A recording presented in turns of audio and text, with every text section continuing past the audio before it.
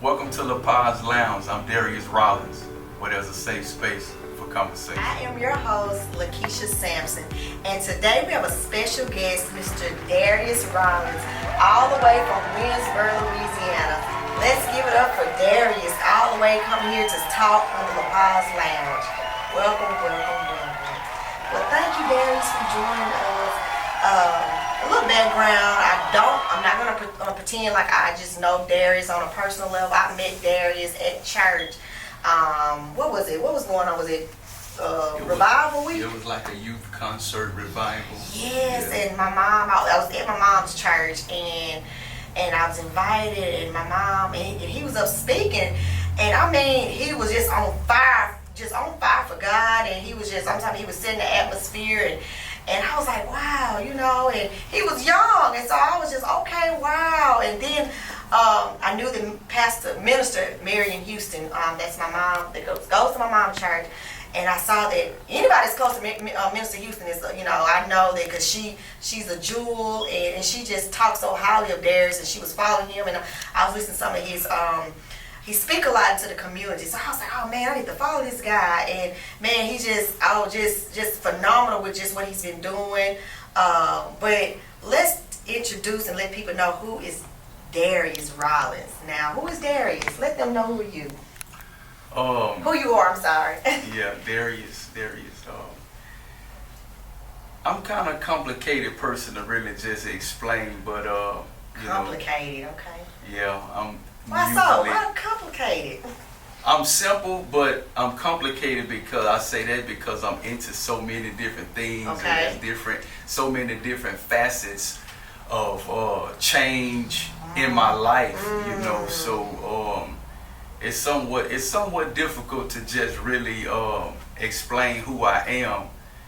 But I would say the type of person I am is I'm a very genuine person okay. at heart. Yes. I got a big heart. Like okay. I'm a giver. Like okay. I love to encourage people. I love to see people win. Okay. I'm big on being your authentic self. Yes, the real you. Being true to who you are. Yes. So. And also, one thing about it, he is on fire for God. And we was taught, you and God, you in your suits, you in this, but let me tell you something, just because you can be right from the streets and God can deliver you. Come on. And this is what happened with Darius. Yeah. Darius, I heard a few testimonies that he talked about one time before he was this Darius. He talked about being in the streets. I don't know if you dealt or sell drugs. Did you try to sell drugs? Yeah, actually, I was into that a lot. Okay. Yeah. And what happened? Very young. Very young. How old are you, Darius? I am 35. 35. So you said 35, and you started selling. And what did it stem from? Was you trying to provide for your family, or it was just peers? Thought that was the cool thing? How old were you when you was living this lifestyle?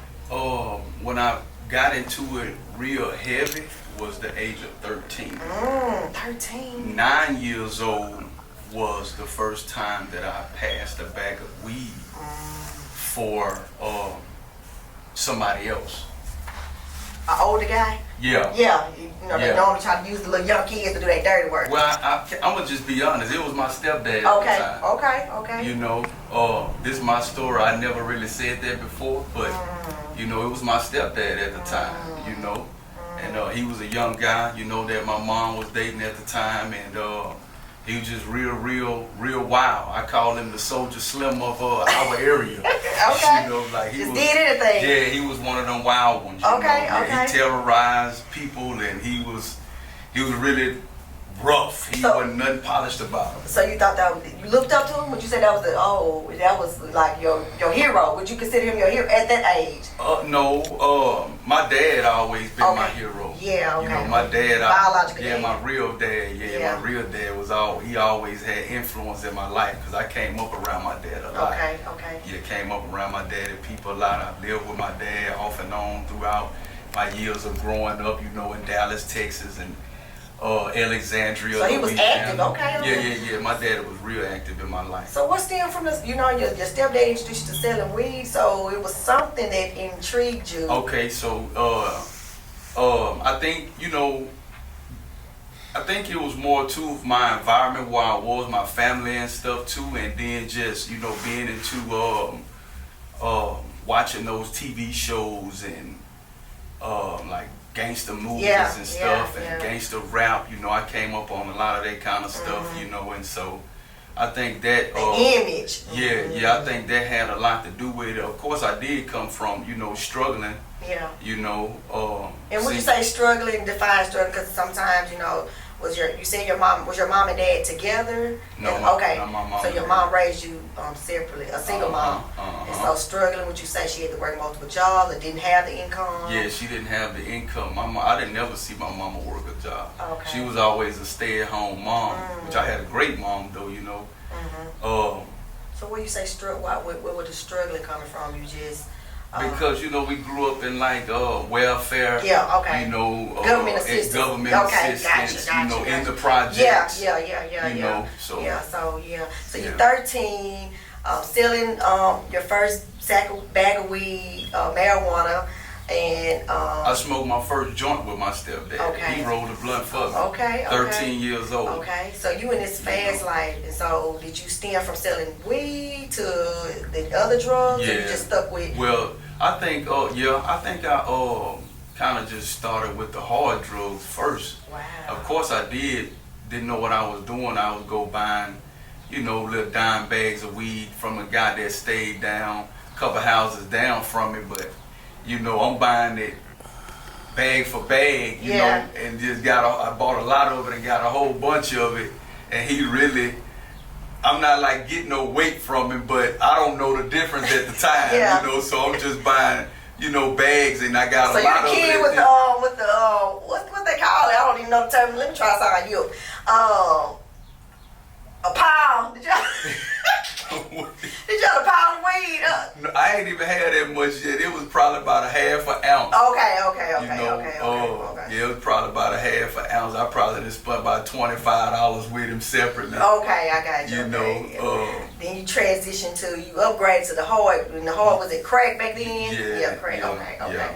So now you 13. You grew up. You in the streets. What set you? I know. When did you start? When did you get your first charge or arrested or involved with the law? I guess I should say that. Probably 13, because I ended up going to a juvenile facility when I was 13 before. It wasn't for drugs, but I have had instances, where I put police on high speed chase, and stuff like Darius. that. Yeah, very young. Yeah. So now we fast forward, Darius, he is God built Darius. And that's such a young age, you don't really see it. So when I met you then, so you 35, so you had to be like in your early 30s or late 20s in St. Mary's. Oh, man. Yeah. So how does that feel? How do your peers or your fellows that you grew up with in the block, they see this Darius? What transition in your life to say, hey, I'm giving it all up, I'm finna surrender? And how did it look being a young man on fire for God? Because that's not cool. They didn't think that was cool in the community. Yeah. How did they make you feel? And how did they respond to this Darius? So there's like 3 questions that I gotta try to filter through. So I'm sorry. It's okay. No, it's okay. So I think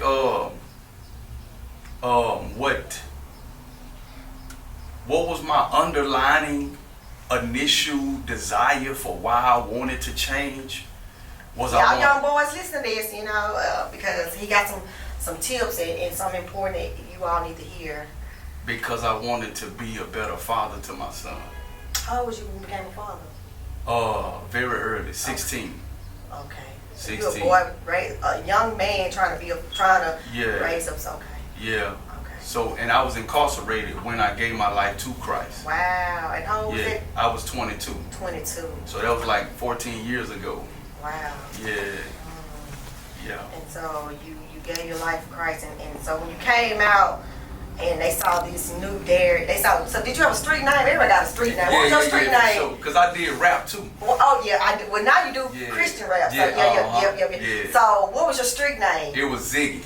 Ziggy. Lil Ziggy. Lil Ziggy. So Yeah, Lil Ziggy. when they come, they expect Lil Ziggy to get out, and but you came out as Darius. And then you know what's so crazy? Is usually it seemed like it was a chain reaction. Like when one of us go to jail, the other one will go to jail. It's like we could never all be out on the street at the same time. Yeah. So I said that to say that many of my partners was in jail with me and watched my transition right before their eyes. But it didn't start out like that. You know, it started out, you know, with me going back to jail. I done started smoking cigarettes. I done started smoking weed. Yeah. You know, I'm getting the cell phone in, getting my girl to bring the weed in. So I'm trying to become the big man in the jail now. Yeah. You know, cigarettes, all of these different type of things. And in the midst of all of that was going on, jailhouse wars and stuff, God started calling me. Right in the midst of all of it. You gotta tell them. In your mess. Yeah, right in the midst of it. Yes. He started calling me. And I've had pre-salvation experience before during incarceration. Like 19, I heard the audible voice of God call my first and last name and tell me that I was getting out. I had been in jail 7 months, didn't know whether when or when I was getting out or not. Went to court, heard that voice. There was people around me when it happened, but nobody heard it but me. The next day for cafeteria in the chow, we get in there, the captain say, everybody that got court tomorrow, court been canceled. That's a sign. So I'm like, I'm like, but I know what I heard. Yeah. So I'm like, how court counseling? God just told me I'm gonna be free. Yeah. You think you finna walk out a free man? Yeah. So I'm like, I know what I heard. I gotta keep the faith. And so I think one of the things that kind of fueled my faith, or how I knew about faith at the time, is I started reading this book. That it was a 40-day journey. It was called Purpose Driven Life. Okay. By Rick Warren. And I know, some people probably have heard of that book, but that book really what is it? Driven Life. Purpose Driven Life, you guys. So check that book out. I definitely be checking it out. Yeah, okay. Yeah. So that inspired you. You read it? And I did I was doing it day for day. 40 days, right? You say? Yeah, it was 40 days, but I didn't get to the whole 40 days before I got the experience of where I got let out, just like the voice told me. The very next day, they come back on the intercom about 11 a.m. and it was like, everybody that got caught today, get dressed. Court at, the regular time. And so I went to court and I get out, and just like the voice said, but here's the kicker, and we'll get back to the other part. 61 days later, this particular day, I had scheduled to do 3 positive things because I had been relaxing. I've been out like 2 months now. 2 months, okay. And so now I'm finna try to get my butt up and do something positive with my life. So that 22, day, it was hard getting out because you gotta try to. Now that was 19. Oh. This the time when I'm 19. So I'm finna. This the pre-salvation experience at the age of 19. Okay. I go back to jail 2012, and this is why I get saved. Oh. I didn't get saved at 19. You weren't ready, yeah. But I got the experiences. I had the encounter with the supernatural. Come on now. But with me not knowing God, and I don't know He's calling me and how He's dealing with me at the time. So. You just kind of write those type of experiences off, but you can't forget them. Yeah. Because they supernatural. Come on now, you better not get the priest on this podcast. Come on, you better talk to him, Darius. So I got up to go see my PO. Yeah. Register to get my GED. Yeah. And find a job. Okay. So the first thing was to go see the PO. So as soon as I get to see her, she tried to send somebody to come get me. But me and police cars in the streets, they don't mix. Ain't nobody finna say I'm doing no rat. I won't. Ziggy ain't no snitch. Ziggy don't get out like that, Yeah. So I'm like, I can't be seen in here with the police, man. Yeah. If I do get it, put me in the back. I ain't riding in the front seat with you, buddy. Put me in the back. They definitely gonna say, I saw him. Put me in the back, He done got out, he snitching. I'm definitely not getting that passenger seat. So by the time I get up there to the police station, she tells me, she says, well, Darius, you know you got to go back and serve time. They made an error on your time. You was released too soon. Wow. Now your heart crushed. Wow. Wow. Small maybe. But the point of what I'm saying is the fact that how God supernaturally, he knew I could, at 19, it was my first time being in jail that long, and it felt like I could take another day in there. Yeah. And he gave me mercy and let me Come on out. now. Yeah. Even told me before it happened, and then followed through with it the very next day. Yeah. And I had to go back and do 4 more months. So 19, you said something powerful. So 19, you incarcerated. Jail. Let me stop. You in jail. Yeah. And you said, God, you actually feel like, oh, I gotta get out of here. I'm about to lose my. Man, I had called my grandmama. Come get me. Y'all, I done took all I could take at this point. Felt like you have a mental breakdown. Yeah, I'm seeing the same thing over and over. Traumatizing you. Man, I'm like, oh my God, like, man, it wow. I couldn't. God said, you about to get. I'm gonna relieve you just for a little bit. And my bond was like $50,000. Yeah. So I had to pay like $5,000-$6,000 to bond out, you know. So that was a lot of money, but my people had it, you know. But if I really wanted to come get me, you know what I'm saying. Yeah. But they didn't come get me, and I'm glad they didn't, you know. Let you see you wanted. This ain't what you built for. Well, my grandmama, you know, I was always her baby. Now, if I would have really pushed this, she would have made somebody come get me. Yeah. But I think it was more so me too, and what God was doing in my life at the time. Yeah. And so to speed it up, you know, to age 22, I come back to jail again. This time I get busted for drugs. Like, I was like really wanted in a major way around this time. Like, they had hit like 3 houses looking for me this particular night, but they could never catch me. And so when I escaped to the next city, on the way out to go back to Alexandria, where I really stayed at, I was busted. I was pulled over in Pineville, and I was arrested for some old charges, and with the new charges that I will be indicted on once I get to jail, because I had been running for like 2.5 years. Yeah, on other drug charges and stuff. Yeah. And so God just started calling me, you know, at the age of 22, and like I say, my initial. You were hearing him more when you was self. See, sometimes he gotta get you still. Get you away from everybody. So while you in that cell, you seeing all the. So you did it at 19. So now at 20, you back in jail. So you already know what to expect.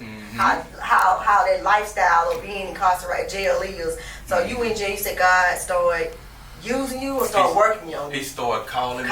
Yeah, he started calling me out like right in the midst of all of my friends, my partners at the time, and he started dealing with me by a book. He was drawing me to a book that was on the floor there, but it didn't have nothing appealing to it that I should desire it, like the Bible says about Christ, that it was nothing about his vesture. It was nothing about him. It wasn't nothing comely about him that we would desire him. And so this book didn't have nothing appealing about it, but it was such a strong pull on my spirit. So it was a white guy that was in there with me. He was a good guy. His name was Stacy, and he was military. And I say, hey, Stacy, I say, man, what this book about over here?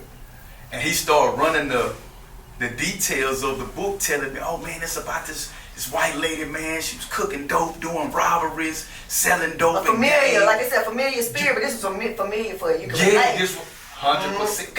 That's what I say, man, that sound like me. Yeah, so you relate. God used that book. Come on now. Yes. Come on now. And the book was called Captivity Series. So here's what the book was about. The book was taking biblical characters in different stages of the Israelites who God would use captivity to reveal their purpose. And so through that captivity, God began to speak to me and reveal my purpose to me. Come on now. I got saved on that particular Jose. I got filled with the Holy Ghost on that particular Jose. And I started preaching and making disciples and doing ministry off that particular Jose. And I wasn't even in there number 20 months. So now people seeing this change in you. Yeah. So you get released. How long? You did 20 months. So you get out. So how was this? So you know, everybody when they go to jail, they want to be pastors. They want. Yes. So was you still living this lifestyle, or did you ever backslide? You know, like, oh, this is boring. Because, you know, sometimes even for me, living for Christ, it does get lonely. You know, when you trying to live, but it's so rewarding. Most definitely. So when you got out and you 22 and you transitioning, and I asked you 3 questions. Your peers see this, the community see this change. How did that make you feel when you out and you're Darius? I was so high on Jesus Christ. Okay. I didn't see nothing but Jesus. I didn't really care about anything but Jesus. I didn't care about what I had on. I didn't care about the fine sister that walked by. I didn't care about how people felt about me. It was Jesus, Jesus. And I can't go back. You know, after being locked up 20 months, you come home to your girl, the first thing you want to do is be intimate. I didn't do that. Wow. So what's wrong with you, gay? Or why did she feel? Did she feel let down? She the one that I was with at the time. Okay. You know, this is my other kid's mother. Okay. My other children's mother, my 2 sons. You know, at the time it wasn't nothing, you know. Of course my change for her was a struggle. You know, I'm sorry. People hard to accept that change. That's what I was getting ready to say. You know, change, you know, adapting, and so. Because when you fall in love with Ziggy, the fly guy, the street dude, this, and now you got this other whole new person, you know, that's the worldly man. Now you're on the other side, so your outlook on not your girl, but people and living, even the music, the surroundings, all that changes. Everything. It was a lot of people that doubted that I would change. There was some people that were skeptical whether or not it was true. And then I had some friends that were like, man, son, I know Ziggy's son. He's serious, bro. He ain't gonna play no more. Like bro, for real, he's serious. I know him. You know, like that. So, but it was all kind of different stories I done heard. You know, it was some that was trying to even offer me drugs and stuff while I was in jail when I was trying to do right. They're still trying to bring cell phones to me, you know, and all that kind of stuff like that. You know, those transitions many times is hard for family and friends to accept. You know, people want. They think you weird, you crazy. Ooh. Weird.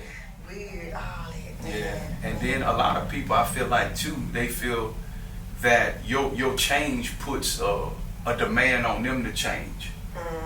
Elaborate on that. You know, speak on that right now, because people they feel like I'm not changing. You don't force change. People have been so comfortable with themselves and so comfortable with you so long that comfortability is comfortable. Change is hard for a lot of people because it's so strange, it's so new. And so when you start changing things that people have failed to do all of their life and they see it happen in your life, it's like, man, I can do that, but I don't feel like it. Or I'm not gonna do it. Or I'm not ready to do it. So when people come around you, you know, because I see you mention a lot in the community, you do a lot. But when they come around, you let them, they comfortable coming around, you still smoking and drinking their drink. You let them do that, or do they feel like, I'm gonna pull this out and come Darius? Well, I think it's a balance and it's different for different people. And now I'm a lot more calmer than I used to be, because I was so, you know, strong on you know, not being around certain things and stuff, you know, at that time. But Jesus that's what we talked to. And yes. And so when people your change do have to be so real to where your presence bring conviction. That's good. I will say that. You know, you can't be so much around these type of people while they're constantly doing what they're doing when there's no desire for them to change, because they won't have no respect for you. They'll disrespect you without even trying to. And then you got the ones that's bold enough to just do it on purpose. You know?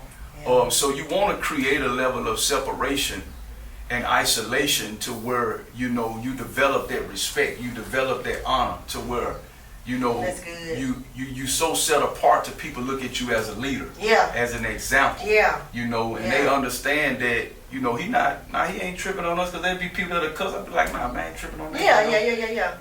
But, man, let me put this out. You know, you know, let me pull this out. I'm like, you know, I'm good. You know, Yeah. you good. You don't, you know, that respect, I appreciate it. Yeah. Don't get me wrong, because sometimes it can bother me in certain environments Yeah. when you don't show it. Yeah. Now, if you attempt to show it, I can respect it more, because I see that there's respect there. Yeah. So it got to be mutual. Yeah. But if you okay with disrespecting me and dishonoring me and you know what I stand for, then we can't continue to be friends on that level like that. Because there's no respect. And the respect got to go both ways. That's right. You know? So let me ask you, let's fast forward. Okay. I see you have God built on your shirt. Mm-hmm. Explain where that name come from and what came to God built. Does that stem from who you are now? Yeah. God built. Yeah. Tell us about God built. So briefly, God built is literally what it says. God built. When you look at all the different events that my life has been through and see what God has made out of all those different scenes and scenarios of my life, and how I've survived some of the worst storms in life and have come out this pure, have come out this strong, has come out this polished, when statistics and product of the environment has said otherwise, and how upbringing and all of these things have said otherwise, how different weapons that has formed against you that should have took you out. But you know that the only way that you're able to be as resilient and strong and powerful as you are Darius. is that God has to be the one that is building you. Your builder is Him. That's why you couldn't be broken. That's why you couldn't be destroyed. Yeah. Because what you were doing and who you were becoming was you were being built by God. Come on now. Yeah. So yeah, we here right now, and even I know from your area, we get it here. We just had a incident that happened this past weekend with these youngs, the YNs, like they call them, with the gun violence. And you have how many sons? I see you have your son here. 5. Man, how's that? How you seeing in your children in the old and Zeke like Zeke? Yeah, most definitely. And then now with so much going on, are you paranoid? Are you nervous? Cause I'm paranoid. My 16-year-old daughter. Yeah, now with the older ones that didn't have who I am now, yes. But I keep them covered in prayer, and I stand on the promise of God that my children will be saved. Yeah. I truly believe that the ones that's not, yeah, like my 2 sons, I wouldn't say that they're not saved, but they don't have my influence every day in their life. Yeah. You know, my other children at the house, they'll never taste the world. Yeah.